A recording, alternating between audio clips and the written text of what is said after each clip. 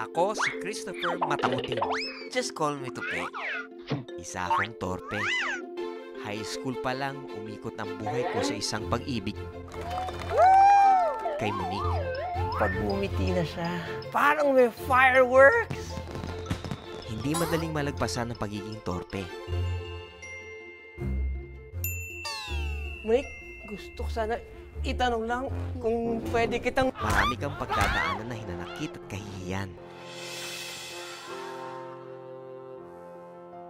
Pero mas mahirap takasan ang tunay na pagmamahal.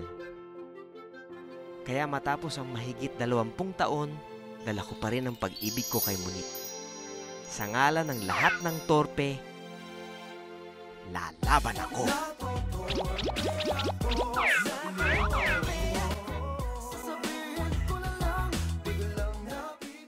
Adonis, may gusto ka ba sa akin? O napupuwing ka lang?